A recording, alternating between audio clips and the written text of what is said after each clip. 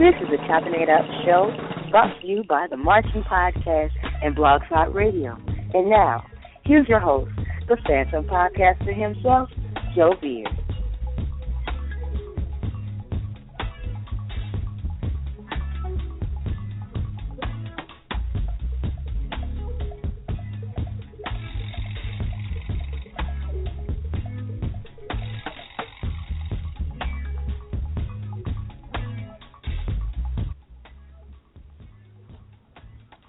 Good evening, and I thank God for my unconquerable soul. Welcome to the Choppin It Up show. I am your host, Joe Beard, and happy to be of service for you tonight. Today is August. We welcome August 4th, 2015. Excuse me, 6 o'clock on the West Coast and 9 o'clock on the East Coast. We appreciate all those listening in live and listening in podcast form, whether through iTunes, Blog Talk Radio, our website, Facebook, Twitter, or wherever you are on the internet this evening and in the future. Wherever you are, thanks for listening. At the end of the broadcast, if you like the show, then we appreciate a donation to the network if you feel so in your heart, of course. Just simply go to themarchingpodcast.com and click on the donate button to help improve the show and help build our scholarship fund. All right, welcome back to the network. We are in the new month of August, and we are happy to have you with us tonight. We are broadcasting again on our backup night, or our B night, Tuesdays, 9 o'clock Eastern here on the Marching Podcast Network.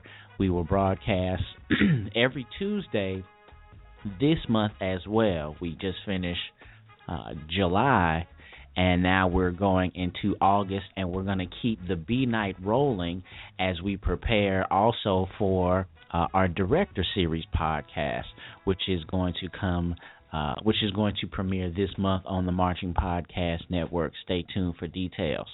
So hello to you. If this is your first time on the broadcast, we hope you enjoy the show and tell your friends. Follow us on Twitter. Follow us on the Blog Talk Radio page. Subscribe to us on Facebook. And follow our blog, blog4.themarchingpodcast.com. Very quickly, make sure to listen to our Director Series podcast next month, TBA, featuring Dr. Kevin Davenport and highlighting his book, Practical Techniques for Building the High School Marching Band, okay? And that will take us into the college football season and our flagship series, the 90 Degree Show. So follow the Marching Podcast for all the details, for all the updates, and all the things related to the network.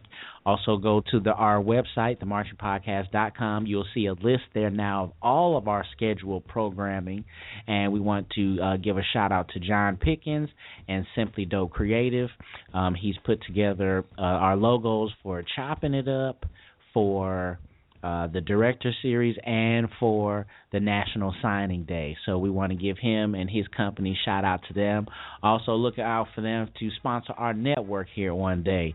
But yeah, putting that out there. But definitely check out our website, themarchingpodcast.com. You see those nice logos, and you get an overall gist of what we're all about here, and you see all of our annual programming that we're going to be pushing forth and forward to. All right? So thanks again for listening, as I'm going to turn off the music here. So tonight, we chop it up with Johnny Goodlow Jr., all right? Shout out to the Royal Order of Trump Funk, TF, and shout out to the Echoes of Hell as well. Very excited for my beloved trumpet section that I was a part of. I'm sure that all of you guys, wherever you march, are in love with your trumpet section as well. So you can understand and feel my enthusiasm tonight. Got into the fold and into the tradition of our section. And shout out to all the sections out there and all of our marching bands, HBCUs and PWIs alike. Because we're basically forming bonds, forming friendships, forming that tradition is carried along. And I'm sure people, as you're gone onto your 30s, 40s, 50s, progressing, still friends with some of the best people in your lives, okay? So we talked to Damian Emilian not too long ago, who was like the younger funk. So I'm looking back, and I'm like, little young funk, what up, young funk? You know what I'm saying? And we talked to my section leader, Fat Nasty, Derek Hardaway. Shout out to you, Derek. You are in my prayers. You're in all of our prayers at this time, losing his mother, the homegoing of his mother. So, just letting you know, Fat Nasty, I'm thinking about you. All of us, the Funk, and everyone is praying for you and your support at this time. It's not an easy thing losing a parent, and, man, it's something we all got to work through when that happens. But, again, I'm thinking about you, Fat Nasty. And we talked about my crab brother. We talked to my crab brother, Avery McFadden, who did the Woodshedding podcast series when we first started the Marching Podcast for Trumpet Development. You can search our episode list for that series. We did a couple of interviews with him as well. We chopped it up with my cousin Jeff from 1990, Charles Jeffrey Beard, Trump Funk 1990, and he was a part of the Dow Taylor era, the Motown 30, one of the Motown 30. And tonight we talked to the Funk that was there before me in the same era as I, and you will see probably in the slideshow that's playing for you tonight a picture with Johnny there and Dr. Liddell. But his last year was the year before I got there. So Johnny, I wanted to talk to him because he was cool. You know what I mean? I remember him, being a crab or being a freshman, and he always had a smile on his face, and he was always cool. Because you never knew about some of the old heads. They was mean. They didn't want to fool with you at all. They're like, why you walking on the grass, boy? You know what I'm saying? Johnny wasn't like that. So I always remember him being cool. And then I always remember people like, man, if Johnny was in the section, man, because, I mean, 97, we were raw. I don't have to keep saying that over and over again. But, yes, we were. And they said if Johnny was there, we probably would have just canceled all the football games. That's what they told me. Yeah, you know what I'm saying? But, yes, he and I also were similar because we grew up in the Midwest where it's not the same type of band influence like it is down south, but because of our beloved classics that are, nationwide, some of us can, aspire to be in these great bands and later on become productive citizens because we're actually going to college, getting a degree, and then moving forward to being, again, productive citizens.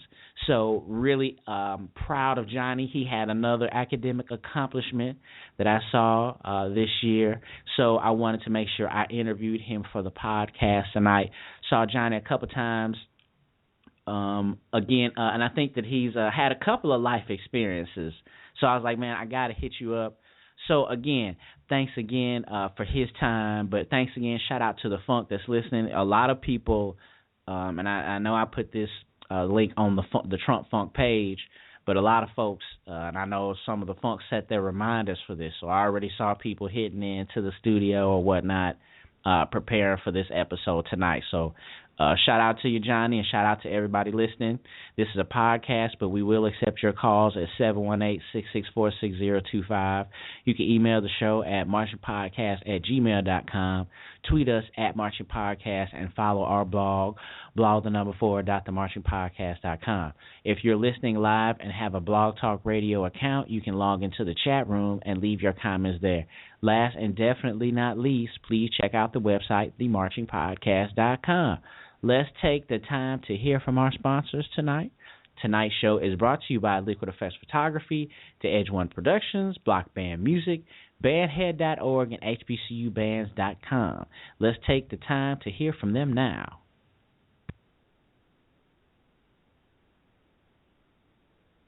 Hi, this is Avery McFadden, Jackson State University graduate, Sonic Boom, Trump Funk, Class of 97. You are listening to Choppin' It Up here on the Marching Podcast Network. Having an anniversary party, birthday party, or better yet, you're about to marry that special someone? Liquid Effects Photography is the perfect choice to immortalize all your most special moments. With 10 years of dependable professional service that can deliver from the conventional to the best in cutting-edge technology and creativity. Come experience the uniqueness of Liquid Effects Photography. We serve the entire upper Midwest and will travel further upon request. Come check us out at liquideffects.com. That's LIQUIDEFFEX.com. Or call us at 773-454-5556. That's 773-454-5556.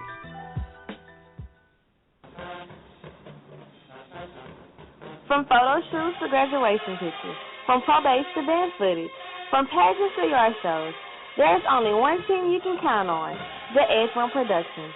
Visit theedge1.com and trust me, you won't be disappointed.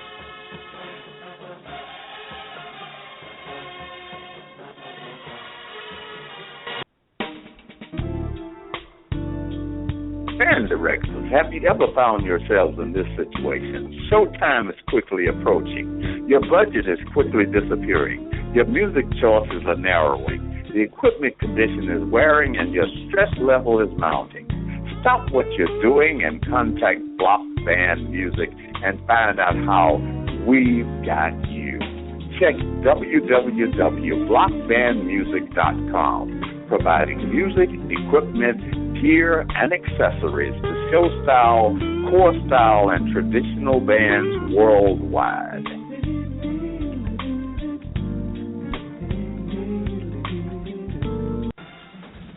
What if there was a Facebook for bands? Wait a minute, there is. Bandhead.org. Bandhead.org is a social network for HBCU show bands. You can create your own profile and post videos, photos, and comments on Bandhead.org.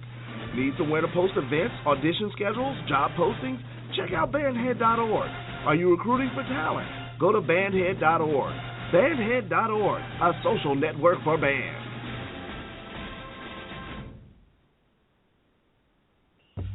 What up, bandheads? Are you looking for a talk show about HBCU marching bands? Well, look no further than the 90-Degree Show, brought to you by the Marching Podcast. Every Sunday during the football season at 8 p.m. Eastern, we recap the most intriguing battles of the weekend and give you, the listener, an opportunity to voice your opinion on the battle by calling into the show and talking with our panelists. Are you ready for the only interactive show in the world for HBCU marching bands? Then check us out Sundays at 8 p.m. Eastern at blogtalkradio.com/marchingpodcast. The 90-Degree Show, the interactive HBCU band podcast show.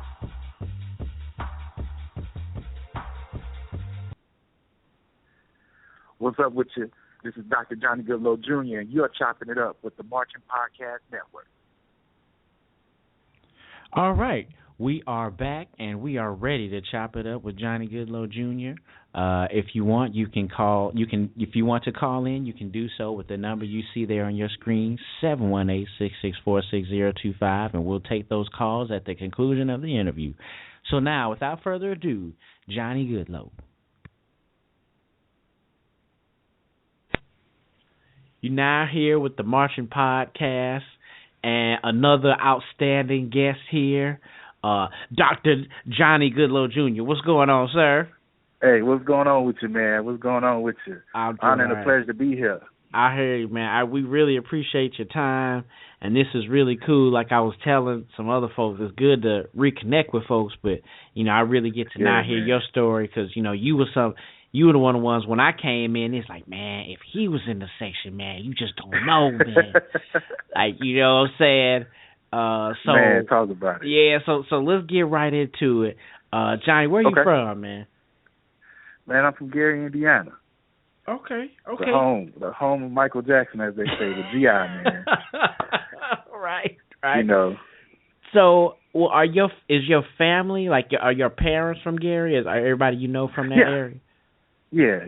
My mom and my dad, they lived in Gary for a significant amount of time. I mean, they're originally from Tennessee, but they moved up to Gary because Gary is a big steel mill town at the time. And, a lot of people from the South migrated to the Midwest for those jobs.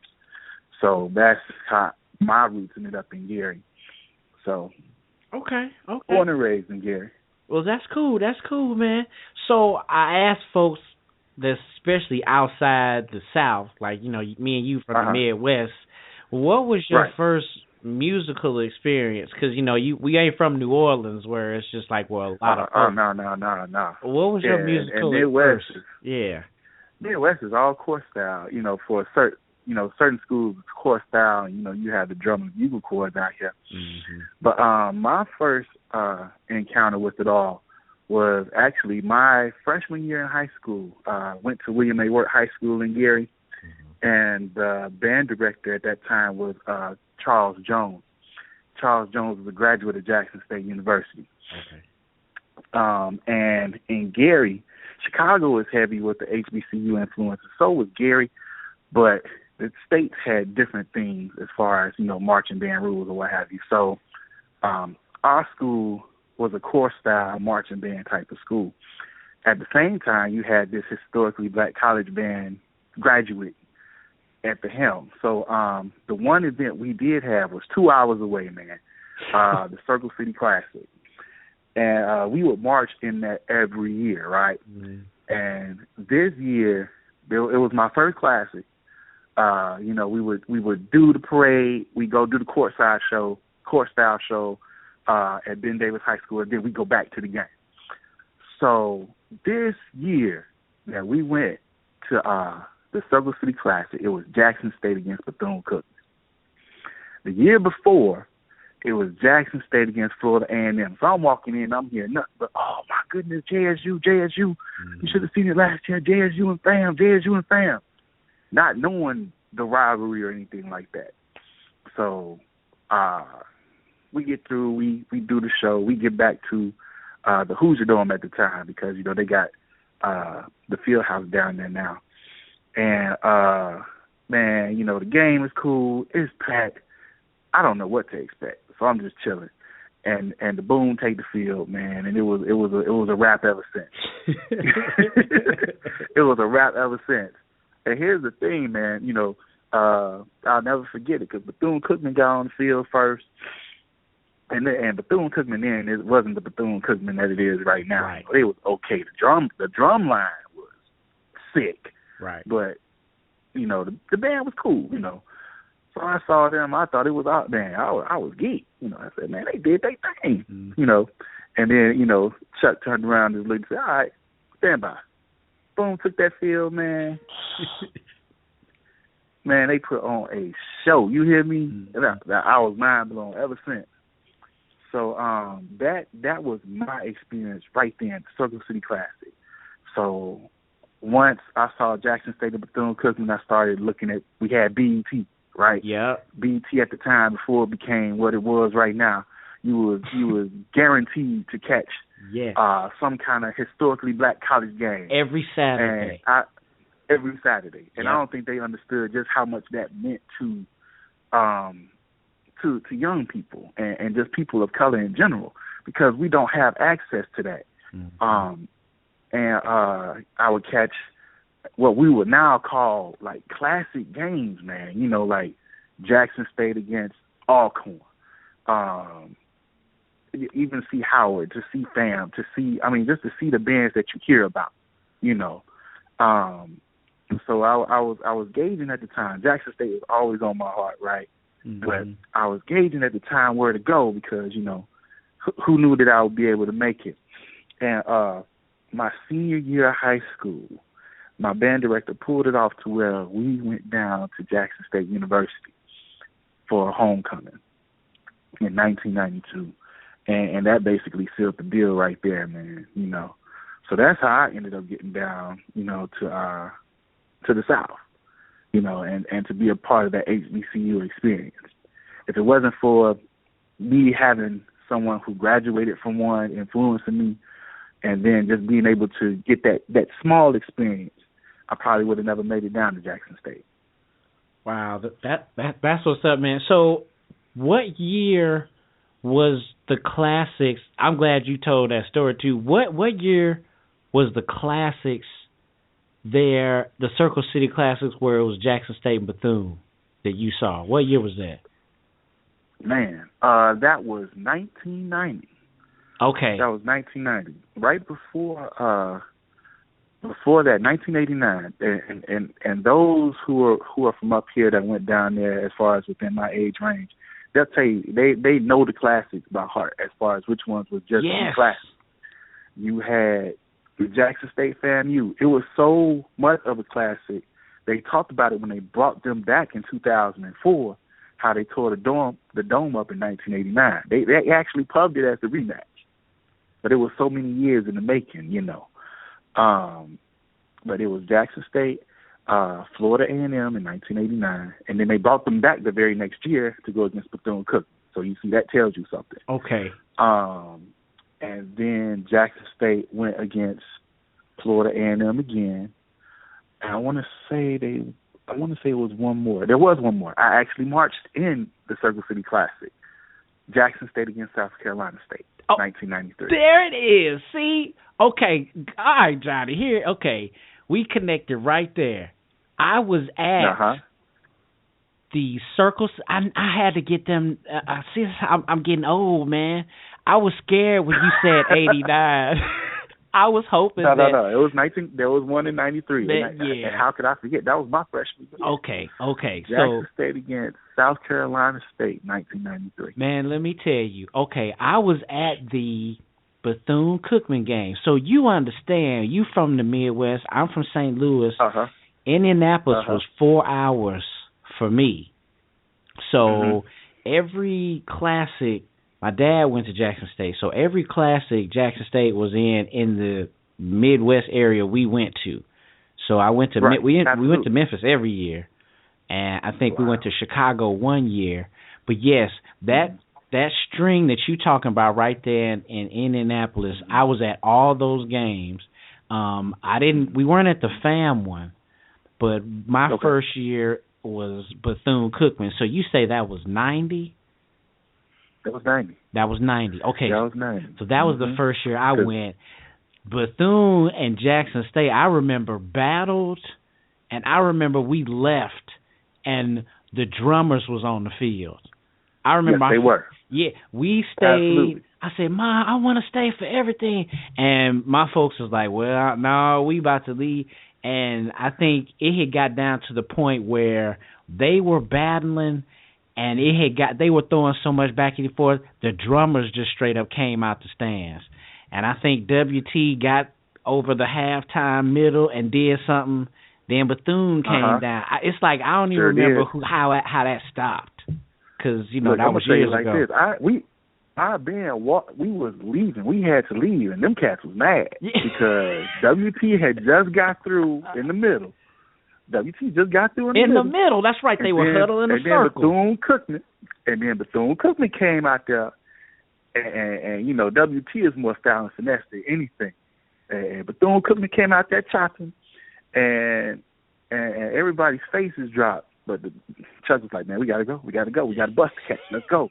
And people wasn't trying to leave, man. Because it was just that good. And then you brought up something, and you just made me remember some things. 1993 was a significant year as far as Midwest classics in Jackson State, because they went to Indianapolis for the Circle City again. But it was also the second time that they went to the Chicago Classic. And we ended up going against Tennessee State in Chicago. And that's significant because that's the game that's usually in Memphis. And for one time only, they brought them to Chicago to go. We went against Tennessee State in Chicago. Sure did. I'm trying to think. Now, I think I was at that game too. What was the year that, and I think this was Chicago, but it was raining, and this kind of sealed the deal where it was like, okay, I'm probably gonna go to Jackson State. Probably there was raining, and they didn't want the bands to come on the field because I remember that was kind of like something crazy. Was that 93 or 90 something after that? That was 94. Okay, so 93 was Jackson State and Tennessee State.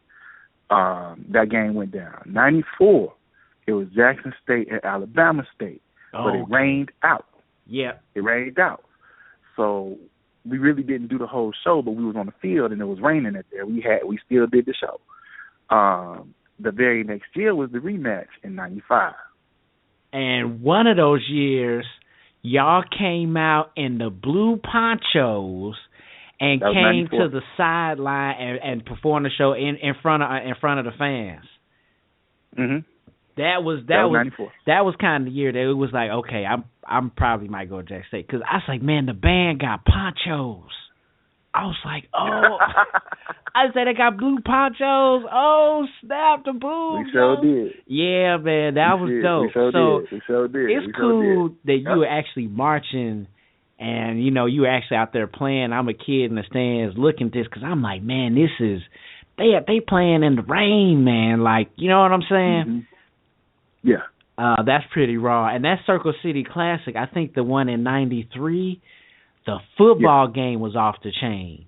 Like, yeah, it was. Jackson State was losing, and the running back for South Carolina State, number 4, he was cold. He was dope. Mm-hmm. But Jackson State came back. I think it was like overtime or something like that. That was a raw game, man. Yeah, absolutely. So that's cool. So you being in Indiana, you right there for all of those years. So yeah, you right. Right. That stretch right there from Circle City, man, was just pretty raw. You know what I'm saying? Yeah, absolutely. So that's what's up. So basically, yeah, that sealed the deal. Like you said, you would basically going to Jackson State, and your first year then was 93. Yes. 93. 94 school year. Okay, 93, 94. What would you say was your most memorable time in the boom? And I know everybody says, they got like many, but can you remember something that jumps out at you? Other than when you do your last game, I mean, that's always going to be your top moment, because when you take that last bow, that last step, before you become an alumni of Jackson State, it's always sentimental. But man, it's got to be Southern. The wars against Southern, man. I would have to say 93 and 95 Southern. When we played Southern in Jackson, man, and we didn't leave until like almost 2 in the morning. Mm-hmm. I think that those were like the most significant times, just going to war, man, and getting ready for that mentality. And I think 95 was most significant because, we had some things within my section. I was co-section leader that year, and we had some things, and we reinvented ourselves and got ourselves together. So just to do that and bring it all around for 96 and what you would become 97, it was a beautiful thing, man. And it always takes some type of hardships to make you come through it. So the Southern game is always significant because we batten down the hatches and we get ready for war, man.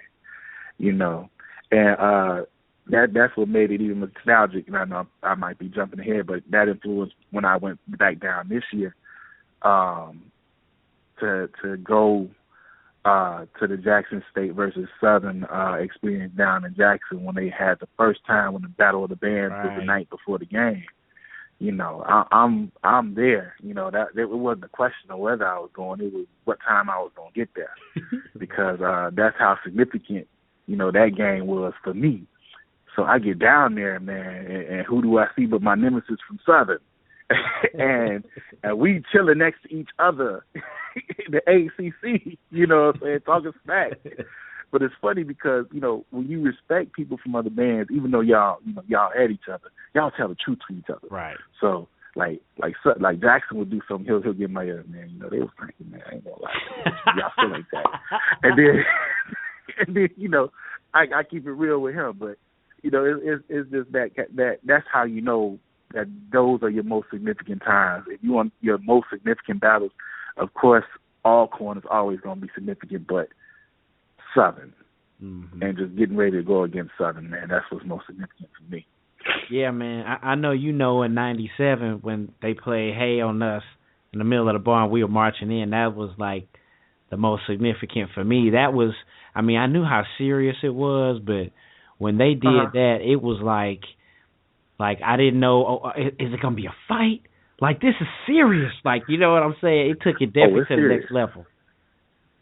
It's serious. I remember my crab year, man.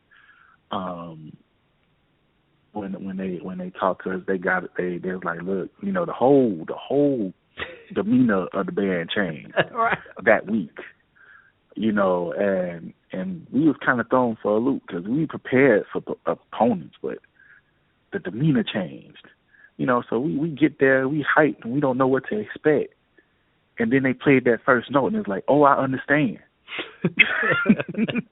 because I mean, and I got to keep this. This is real right here. It's very rare that Southern is different in different years. What do I mean by that? There's some years, not just to be transparent, Southern is weaker than what they were in previous years, and sometimes they have them years where they're stronger. Mm-hmm. So 93 was one of them years where they was like 89 Southern, and they was coming across the field and then some. You know what I'm saying? Right. So to catch that experience, you know, because the very next year I'm like, what? This ain't the same Southern. Let's go. Mm-hmm. You know, that year I'll never forget because it was like looking at the Southern that I saw on TV. And what do I mean? Yeah, man, look, 1989. It was 89 and 90. One of those 2 years when Southern went against Jackson State at their homecoming and acted a plum fool. Them boys had some power and some other stuff within them that year, right? So 93, they came with that. And other years, we just go toe-to-toe because it's like, man, get y'all, let's do this. You know, but when you're a freshman, when you experiencing, and not just experiencing, I guess what makes me talk about it like that is you experiencing top-level HBCU competition. Exactly. It's different than going to, like, some other HBCU where it's like, okay, well, you all right. Everybody at HBCU, you know, there's certain ones that range in the top at all times. Mm-hmm. And for you to hear that you're going against Jackson State, you're going against BMU, you're going against Southern, you're going against North Carolina A&T, you're going against Norfolk State University, that has some significance. Mm-hmm. You know what I'm saying? Because these are top caliber programs that you're going against. And we are fortunate because we were part of a top caliber program going against other top caliber programs. You know what I'm saying? Mm-hmm. And not to berate anything or any other HBCU, but it is what it is as far as the caliber of people. And when you hear the nostalgia of these programs, these story programs, it means something when you play against them. Mm-hmm. You know, I remember the first time we played FAMU. When we played FAMU in '95, we all thought Doc was lying. We're going to Florida. We're going to Florida. We're gonna go and we're gonna stop a mud hole in them. We're gonna leave it such and such. We all looked at each other, man. We ain't going nowhere. and right quick, that's what happened in '97. I mean, just to let the listeners know, Doc said the same thing '97, and I forgot to call my parents, and they sure was down there in Tallahassee waiting on us. But yeah, go ahead, please. So it's like, you know, because for all the years, we had 2 other years, 93, 94. We were supposed to play FAMU. We're going to FAMU. We're going to Florida. We ain't going to no Florida. And so, and you know, the whole thing is, that's a big deal. Yeah. You know what I'm saying? Because we going against Florida A&M. You know, so it's like, man, we ain't going. The buses pulled up. We saw buses outside the band hall. We had luggage. We were like, man, we might be going to Florida for real. That was what I was saying. You know, so I mean, you know, it just sticks with you when you have those types of experiences and you could talk about them, right? So that's what made that significant right there, man. As far as those times, I know I probably just went into some detail, but that's what it is. Yeah, man. No, that's a detail I love because, man, I think about that, and I just remember how bold we were in '97, and we were pretty cocky. We really wanted FAM, man. We really wanted to go to FAM. We wanted some FAM so bad in '97, and you know it just didn't happen. But we sure was ready for them that year, and I actually went to the band camp for FAM in '95, so I knew a lot of the dudes down there. You know, and I was waiting just to read, because I remember going over there, I was like, oh, man, my dad went to Jackson State. And, you know, of course, everybody at FAM is like, who is anybody else? Like you in Tallahassee. Yeah, absolutely. Yeah, you fam. Like, what? There's no other band program. Yeah, you know what I'm saying? So yeah, absolutely. Yeah, man, it would have been great to do. But that's actually really good that you had a couple, man. That's that's really raw because you were really in the mecca still of it all. Like you said, the funk reinvented themselves in '95, but like that '89, '90, you know, that Motown 30, that was like the mecca. Oh my goodness. And '93 was like that year. You know what I'm saying? Yeah. I mean, '93 was like the year where a lot of them graduated.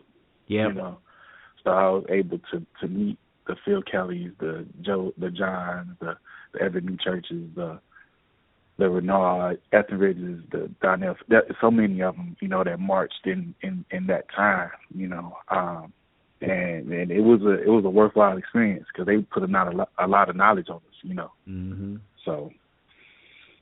That's pretty dope, man. That's pretty dope. So, when you were at Jackson State, what was your major? Like, what were you thinking about doing after you left and graduated? My major was biology pre-pharmacy. What? Really? Okay. Yeah, it was, and a lot of people when they find that out, they say, "Huh? How?" Because it was because I had music and I could write music, but music was not my major. So, no, my major was biology pre-pharmacy. And from time to time, I had that discussion with myself. Matter of fact, Mr. Magruder almost, he went off on me, to tell you the truth, because I had a friend of mine come down and go to Jackson State. Matter of fact, it was 97. And I'll never forget the day he found out I wrote music and have wrote several, you know, arrangements or what have you. Man, he down there cussed me out, man. It was funny as ever. But, no, my major was biology pre-pharmacy, and I graduated with a bachelor's in biology. Okay. All right. That's what's up, man. Yeah, speaking of Mr. Magruder, I still messing with it, too. I had to practice, you know, he's Dr. Magruder now. But right, yeah, he's Dr. at Magruder, right. Yeah, he's at Winston-Salem State, and I just talked to him not too long ago. But he's still, you know, bringing them, you know, traditions over there to North Carolina, you know. So I mean, everybody all spread out. You know what I mean? It's across the country now. That's right. Cool. So what were you aspiring to do with your biology degree? Well, the original plan was to go into pharmacy school. Things didn't work out that way, and I ended up graduating with that bachelor's. Came home, got into teaching. You know, went into a transition to teaching program. Got into education. Got my master's in education, and this year I walked the stage with my doctorate in educational leadership. Okay, well, congratulations. What excuse me. What you got your master's from where now? Indiana. Okay, university is that at Bloomington? Indiana, and it's a campus up here in Gary. Indiana University. No, okay, all right. And you got your PhD from there as well? No, I'm getting it from Chicago State University. Now, is that Gary's close to Chicago, right? Like, yes. Right. So like a lot 30 minutes away. Right. Okay, that's what I thought. I heard a lot of folks be like, "Oh, he's staying in Gary or something like that." I'm like, "What?" Like, I get confused. But yeah, so you close. So Chicago State's like in the city, I guess, or whatever. Yeah. Okay. Yeah, it's not far at all. Okay, that's what's up, man. And what's your doctorate in again? Educational leadership. Educational leadership. Okay, all right. So what do you know, I guess, what the end game with your PhD is going to be? Are you looking to open a college or something like that there? You know what? I'm gonna go wherever the Lord tells me to go. Right now, I'm in secondary education as a principal, and we'll see. When I graduate, I'll have that, you know, that doctorate with a superintendent's license. Like the choices are either higher ed or running my own or running someone else's district. It all depends. All I know is when when I walk the stage, I'm taking a break. Right. That's all I know. So that's cool, man. That's definitely what's up, man.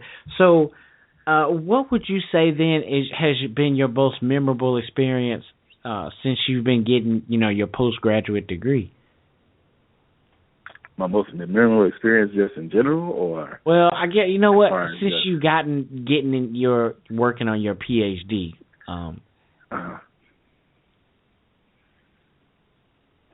Well, my most memorable experience so far, let's see, I would have to say, every day is working as a principal, man, is some other stuff. That's the best way to put that, especially in the dynamic I work in, man. It's always an adventure. It's never a dull moment. So I have memorable experiences all the time, but I guess it's more about, since I don't have a particular one, it's more about helping our youth connect with the type of experiences that I've had that I know would be worthwhile. A lot of the inner city youth around this area, or especially where I service kids at, where they are is all that they know, and they haven't been outside of the city that they are in. Okay. And they take what they're going through as life because that's what they know, as they know it, and probably all that they believe at the time that they can do. And just to be able to expand that world, is huge for me, to help them see that life is more than just what's around you right there. What's around you is so small compared to what is around everything else. If you can just get outside of that immediate circle into the outer circle, you will see what this whole thing holds for you. Mm-hmm. And I understand that because I grew up in this area. So I know for a fact if I never left this area, I could have easily fell victim to certain dynamics that happen around here. Because, Gary, Indiana is also known as the murder capital at one point in time. Mm-hmm. When I was down in Jackson State, it was normal to get phone calls from friends saying, well, such and such was killed, and such was killed, and such and such went to jail for this, and this is the dynamic that we're trying to get those students out of and to come back and rebuild, because that's the main thing, coming back home once you've gotten yourself to a certain level and help others get to that level. So that's where I am right now. And it's an experience. It's some work, but it's an experience, man. And I think one of the more significant things for me was not just coming back home, but coming back to my other home. Because after I left Jackson State University for a while, I didn't come back to Jackson State until 2004. Mm-hmm. And I remember when I came back after not being back since undergrad, and just seeing how things evolved and changed, remembering it was these times down here on the yard that brought me to where I am right now. Mm-hmm. And I try to pour into them that high school is very significant, but what you do immediately after high school is even more significant. Mm-hmm. And for me, my black college experience is responsible for who I am and where I am today. And I'm trying my best to get as many kids as I can, as many youth as I can, to get that experience, because there's no other experience like it anywhere else. So you say working there as a principal there, and Gary, that's kind of interesting too. Is that part of the reason why you wanted to go back to try to help out in that area? Because I'm not gonna lie, man, a lot of folks, and even me myself, like I did not want to go back to St. Louis. Like, you know what I'm saying? I just didn't. I tell you what, I came back to Gary even though I work in the city next to Gary. I work in Hammond now, but it's right next. It's all the same. Mm-hmm. Anybody will tell you. Going back home for me, the reason why I came back home, because I had too much fun down south. I would have stayed down south, I never got right. I ain't gonna lie to you. That's why every time I come down there, boy, I have a ball, man. Yeah. I mean, it's just love, man, and I love the South. I mean, you could attest to that. Yeah. Yeah. The South is the second home, period. For every folks. Yeah, exactly. I would have stayed down, and I mean, I could have moved somewhere else, but home was just where I needed to be for that time being. And after I got home, actually, I was supposed to. This is the funny part. You're gonna laugh at this one.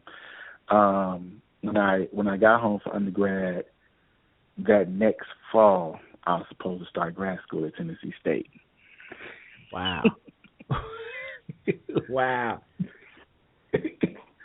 But I didn't go. But like two places I could have went easy. I could have stayed in Jackson, of course, but Tennessee was another home to me because I had a lot of family in Nashville. Right, like your folks. You said your folks was from there, and Tennessee State also too, another really good school. You know what I'm saying? Another really good school, man. Oh man, another really good school, man. It was gonna be good, that's for sure. But dynamics just played out a certain way where I stayed up, toward the Midwest, So it's cool. That's cool. Life works the way it's supposed to. Exactly. So that kind of rolls me in the next set, like, as being like an administrator there, and like how much and how important band is. Do you ever find yourself like in any issues where like, you can't like do what you can to like fund a music program, or are there certain things you can do to help like the music program in your district or whatever? I just had this conversation with because I'm the principal of a high school right now. Uh-huh. I just had this conversation with the middle school principal, with the school that feeds directly into my high school. Mm-hmm. In my district, we have 4 high schools. 3 out of the 4 high schools have bands. I mean, just to have a band. I'm not saying that they're the bands that, because when you're a musician, you have a certain way that you feel about band, or it should be a certain way. Right. But everything has a beginning, right? Right. So 3 of the schools, one of them, they have a performing arts academy in the school. The other 2 are just regular high schools, if you will. They all have a musical component. They all have bands.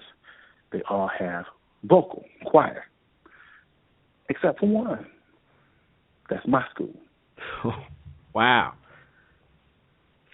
And I'm telling you, I just had this conversation, not even 24 hours ago. I called him. I said, man, have you thought about having a band program over there? And I asked him about his music program. He has a choir too. And it's like, you all have music except for my school, and my school is the school that has the predominantly black population and rising student of color population with the Hispanic population rising. I'm like, this is a travesty. Mm-hmm. It has to change. And so the main reason why I called him is because in order for, and this is just now my marching band sense from what I know, in order for me to have that program, it's got to build from the middle school into the high school. Yeah. So it's got to start there. And, those are the conversations that we starting to have. We on the same page as far as getting it going. But the travesty is, at one point in time, there was a band at the school. They had an incompetent teacher at one point, and then they decided this initiative to open up this performing arts academy. So when they opened up this performing arts academy, they took whatever instrumentation it was at the school to the other school. Wow. And for, I would say, at least 4 years, you have no band program at the school. Here's the kicker. The kicker is the option was given to the students that if you really wanted to continue your musical endeavors, you can come to the Performing Arts Academy here at this other school, and we will bus you there, which is good for the kids, right? But the whole thing is more than just those kids. Yeah. Because for me, we had in Gary we had a visual and performing arts school, but we also had thriving music programs at the other schools in the district. And it was a competition thing. And I'm going to be transparent right here because we all know if you come from a quote-unquote music school and you are an instrument, a person who plays at a general public school, that's like competition right there because for some reason you went to major in this thing and you're supposedly quote-unquote better than a product that comes out of just a normal music program. So there's a little air of competition there of who is better and who receives the better education. Now, you have other programs at other schools except for the one that needs it the most. You know, and it's a travesty. It's a real travesty because I can honestly say if it wasn't for, and now this is just going back all the way back, if it wasn't for music and if it wasn't for band, I wouldn't have been at Jackson State. Exactly. If it wasn't for Jackson State, I wouldn't be who I am right now. And that's why I want that's why I want you on the show, and that's why I started the whole podcast. You know, these people in the bands, oh man, they see all this band, oh look at all that's crazy stuff they do. Well, we eventually grow up and become music directors, principals, you know what I'm saying, engineers. That's right. And I want the young people to hear that because it's like, hey, you know, we all didn't decide to play basketball. You know, we didn't all decide to play, you know, whatever type of, or rap or do whatever. But we all went to school through band. Like that band was exciting for us enough for us to go get our education. And I think that if much more of the population was aware of that, it would help. But we definitely, you know, we want to make our own people aware of the same thing. And that's why I really started the podcast because out here in California, man, it's a trip. You know what I mean? Like, yeah, I mean, like, just like you said, you know, you, Gary, still close to Chicago, you still had an HBCU experience or the classics around you. So like you said, from there it was a wrap. They don't have the classics out here, you know, and the kids, they'll say to go to Dominguez High, you know what I mean, or go to Crenshaw High. You know, they have YouTube now. You know, and I'm getting to know the directors, so maybe they may be exposed to the show. But you know, it's not like Bethune-Cookman is going to be marching down in their parade coming down Crenshaw High School, Crenshaw Boulevard. You know what I mean? And that would change a lot of that youth. That would change a lot of their lives. You know what I'm saying? And I'll come from this perspective. The goal of education is to create a well-rounded student that can produce in our society. In order to have that well-rounded student, you have to have certain experiences available for the student to choose what route they want to go. Everybody is not the basketball type. Everybody is not the football type. But that's why there were the arts. Because if you wasn't this, if you wasn't that, maybe this is your niche. If the arts wasn't your niche, you had JROTC. Maybe that's your niche. If none of that was your niche, you had vocational studies or what have you. So all those things were available for students in their teenage years to, quote-unquote, help find themselves. For us, it was a matter of picking up that trumpet, getting to play. I'm really good at this, getting involved in band, becoming a band head. That's what it is right now. And lo and behold, there's like-minded people in college, in the collegiate and university level that have that same like-mindedness and will actually pay for you to come to their school. You know, and a lot of our students, even though we know this and it's common knowledge that you can go on a basketball scholarship, you can go on a football scholarship, you can go on an academic scholarship. Some of us went on music scholarships, you know, and when I mentioned that to students in my school, where there's no program, they said, how do you go on a scholarship to play trumpet? And not just play, some of us had full tuition in room and board off of that. Because wherever you have a talent, somebody wants that talent. And if we don't have what we need to help cultivate the talent or introduce students to those talents, we are disservicing our students, period. Because we know for a fact that there's always opportunity with whatever talent that you have, period. You know, and what's funny is that even through science, it's really no different. You know, when you're exposed to something over and over again, it's going to make you, just like you say with the Circle City Classic, well, that's what the band is doing now for a lot of our youth. You know, just like you said, you and I both, we went to college to march in the boom, and they paid for it. You know what I'm saying? Well, that's right. Just like they paid for you, that money, then they got that money back because you guys marched in Chicago in the ponchos. Absolutely. So they say, okay, well, we invest Johnny right here. Well, we got little Joe coming a couple of years later. You know what I'm saying? And that's the part that is just huge. And people think also, too, when we see Alabama and we see, all these major schools with basketball, Kentucky, those kids, man, I want to go to Kentucky, even if they don't want to play basketball, because they see them on TV so much. You know, it's the same exact thing. We being, and just like you said, exposing that talent and putting it out there. That's exactly what we can do for our schools. And a lot of people, and the number one thing I hate is when you have others degrade the HBCU's experience or HBCUs as if they're some second-rate thing. And I tell people to play the left with all that. You can move away from me, because in the same breath that you say, well, it would probably be better for you to go to Indiana University of Bloomington, I'll turn around and stand next to you and say, now don't forget, I'm a principal and I graduated from Jackson State University. So don't tell me my degree isn't worth as much as your degree. Because I'm here right now. You know what I mean? Because I'm here right now. You understand? And that's what got my foot in the door. You know, and we have to be advocates of our own. That's the main thing. There's a lot of prominent people in a lot of prominent places that wouldn't have been where they are without this HBCU experience. Period. And it got us to this point too as well, because of course, through the laws, we couldn't go anywhere else.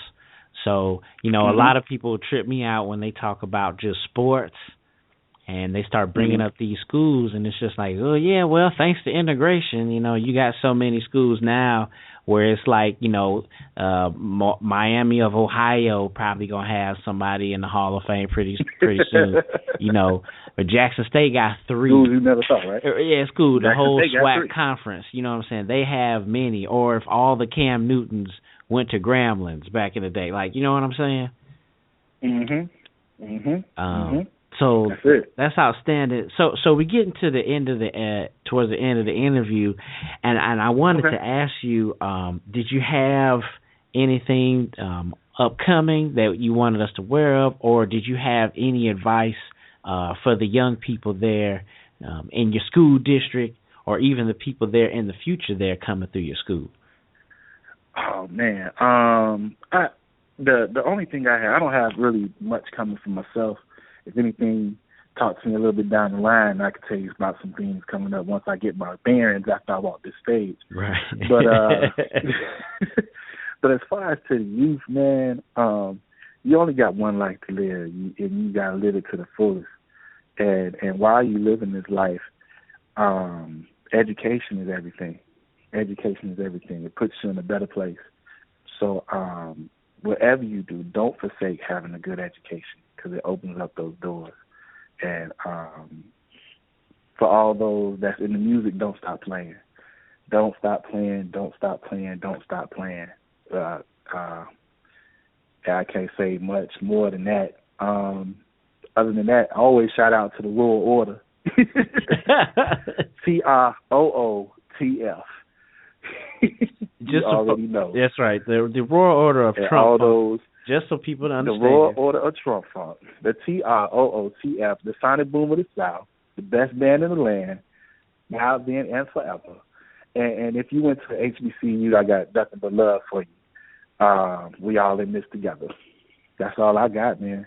That's what's up, man. That's what's up, man. You know, what's really cool, too, is that camaraderie there in your section, you know, for all the young kids out there. And that was something that was exciting to me. Most sections, you know, have that name, and the camaraderie that you have just within your section. You'll have just stories just with that, you know. So I was really excited. I just did the interview with Damian Emilian. I just finally get his name right. And he young, man. Like, I thought he was older. Oh, yeah. Like, look, man. I met Ricardo and all of them. I came back in 2004, and this is probably one of my most memorable post-boom moments. Because I told you I had took a hiatus and hadn't been on the yard at all for like a significant amount of time. Right. And I had came back, and Doc almost had a fit, man. And they had finished up. They was at the Dust Bowl, finished up, came back in the hall. We came back in the hall, and Doc said, I can't release y'all without letting another person come up and talk and introduce himself. So just come on up, young man, and introduce yourself. And so I had talked to the Boom for the first time in a significant amount of time. And they dismissed, and the whole royal order was outside waiting on me. and I met all of them. And it just totally blew me away, man. You know, totally blew me away. And like you said, you can't beat that camaraderie. But the thing about it is, it's not just the immediate royal order camaraderie. It's through all generations. Yep. And that's a beautiful thing, man. It's an absolutely beautiful thing. Yeah, shout out to the Royal Order Trump Funk Picnic that goes down every year. I know that was the bomb. All of you in college, when we were in college, we didn't have like Chick-fil-A and Burger King on the yard with us. Not at all. So we were starving. Just letting you know, the cab closed at like 6:37. You know what I'm saying? Just to let y'all know. Right. And we were hungry. We were starving. Shout out to the Funk. At least that one day throughout the year, that spring semester, we will be able to Everybody ate good. Yep, we ate good. Man, and it was fun, too, man. And it's still going on, too. You know what I'm saying? It is. I got to get to one. Yeah, man. Indeed. Well, I sure appreciate your time, man, and like I said, like it's you know, honor, and you know, we all proud of you, and thanks. That's why I want to make sure you have on, so you know, man, the kids can hear from you and hear about your experiences. But yeah, just another marching band dude in the marching band. You know what I'm saying? Hey, it's an honor and pleasure to be on the podcast, man. I always see him. I check him out when I see him. So it's an honor for me just to be here chopping it up with you. You feel me? Thanks, man. Yes, indeed. All right. We want to appreciate Dr. Johnny Goodlow Jr. for his time, for another wonderful interview. Give him a round of applause. Again, another one of the good old Trump Funk brethren, and really, really cool because, again, of course, I didn't want to let it go in the first part of the podcast, but, you know, him and I being from the Midwest, and definitely the Circle City Classic, you know, it's just one of the great classics that we have. And then really cool, St. Louis, we didn't get the Gateway Classic till late, and, you know, I wasn't always necessarily thrilled with their selection in those early 90s, but, you know, Indianapolis, or the NAP, as they call it, was just 4 hours away. So it wasn't that bad to go see the Circle City Classic. And even in Chicago, they didn't have it every year during those late 90s. Or they didn't have Jackson State, of course, which would, you know, get my dad to go. But Chicago wasn't that far away. Memphis was every year. So, you know, we were able to have those classics. And, of course, those were you know, those were marketing. That's marketing. You know, you're selling the football game, but at the same time, you're getting a lot of young folks saying that, you know, you want to go to those schools. So it was just, good to talk to Johnny because we definitely related being from the Midwest and being a part of those classics later on and getting our degrees and now, being productive citizens to try to get our young people to, realize their potential in education and fulfill themselves. So appreciate you, Johnny. Appreciate to the Funk for all the love. It's a lot of folks I saw that were listening or either were sending shout-outs or, set their reminders for the show. So really good time this evening. And shout-out again to all the different sections and across all marching bands and the actual family ties and the actual things that actually grow together to make our society what we want it to be. If you're interested in becoming a sponsor or a patron to the Marching Podcast, please contact the show and we'll give you the criteria so we can start to pub your business using our platform. We'll play your commercial, we'll post your website on our blog, and we'll help send out information through social media. So contact us so we can help build your business. Again, you're welcome to call in the last commercial break before we sign off for the night, 718-664-6025. All right, we'll hear from our beloved sponsors this one last time.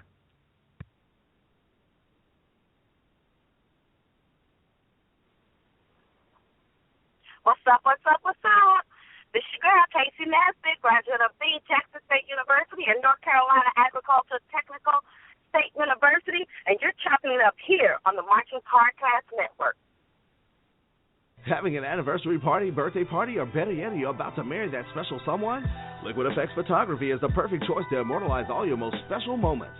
With 10 years of dependable professional service that can deliver from the conventional to the best in cutting-edge technology and creativity.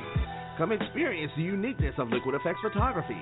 We serve the entire upper Midwest and will travel further upon request. Come check us out at liquideffects.com. That's LIQUIDEFFEX.com. Or call us at 773-454-5556. That's 773-454-5556. What up, bandheads? Are you looking for a talk show about HBCU marching bands? Well, look no further than the 90-Degree Show, brought to you by the Marching Podcast. Every Sunday during the football season at 8 p.m. Eastern, we recap the most intriguing battles of the weekend and give you, the listener, an opportunity to voice your opinion on the battle by calling into the show and talking with our panelists. Are you ready for the only interactive show in the world for HBCU marching bands? Then check us out Sundays at 8 p.m. Eastern at blogtalkradio.com/marchingpodcast. The 90-Degree Show, the interactive HBCU band podcast show. What if there was a Facebook for bands? Wait a minute, there is. Bandhead.org. Bandhead.org is a social network for HBCU show bands. You can create your own profile and post videos, photos, and comments on bandhead.org. Need somewhere to post events, audition schedules, job postings? Check out bandhead.org. Are you recruiting for talent? Go to bandhead.org. Bandhead.org, a social network for bands.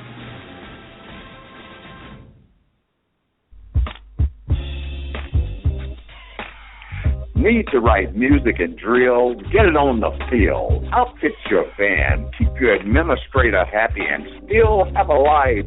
Encountering drama in the process, ain't nobody got time for that. Let Block Band Music assist you with musical arrangements and drills to fit your band, and also the equipment, gear, and accessories to keep the visuals, music, and marching on point. Contact blockbandmusic@gmail.com and see how this worldwide minority-owned business can uplift your band.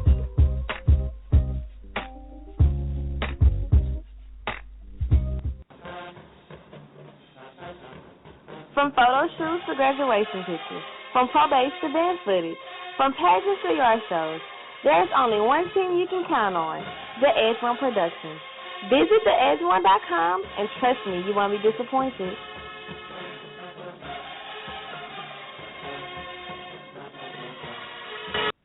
What's up? This is Damian Emilion, repping New Orleans, Louisiana. You're chopping it up here on the Marching Podcast Network. Hello. That's all the time we have for the show, and we don't see anyone to call in. I did see Johnny sent me a text, and he said, he was like, man, you know what I'm saying? He's pretty excited. So shout out to you, Johnny. Shout out to all the funk. We appreciate all the listening ears this evening. But we can go ahead, I guess, and sign off for the show. Someone may call in. That's fine. We'll keep it rolling. But again, thanks again for all the people that are listening. Got a lot of good positive feedback this summer just about what's going on in the network and what we're doing. We definitely believe in what we're doing, and we're just trying to build those scholarships, make people aware of our craft. All the people who are listening, you know what I mean. And we definitely want to continue this push for education, inspiring our youth, and just educating ourselves, building that infrastructure. Very similar to, we talked to Willie Snipes Jr. last week about, all the things that he's doing and how they actually created that infrastructure there in Miles. Now developing all those buildings there. Johnny did the same thing. Johnny, seeing the halftime shows are part of those classics, now being an educational administrator there in his home area. So it's actually cool. You're actually talking about dreaming and aspire to something, but you're actually going to college in a sense. And it's not hard. It's not anything that can't be done. But definitely with these podcasts and with this support, we definitely know how serious it is, and we will help each other get across the finish line. It's very, very important because we all we got, if you know what I'm saying. All right? So, again, thank you so much for listening. We appreciate Johnny. I think somebody sent me a text. John just sent me a text. Let me read it since, it'll be just like he on the network tonight. Said, thanks for the thanks for the shout out. My wife and I were listening. All right, so that's what's up, y'all. Again, that's all the time we have for the show tonight. I want to thank Dr. Johnny Goodlow Jr. for his time. Check out the website and donate what's in your heart to themarchingpodcast.com. Like us on Facebook. Follow us on Twitter. Thanks to you for listening. And remember, the eye is a better pupil and more willing than the ear. Advice may be misleading, but examples are always clear. See you next time.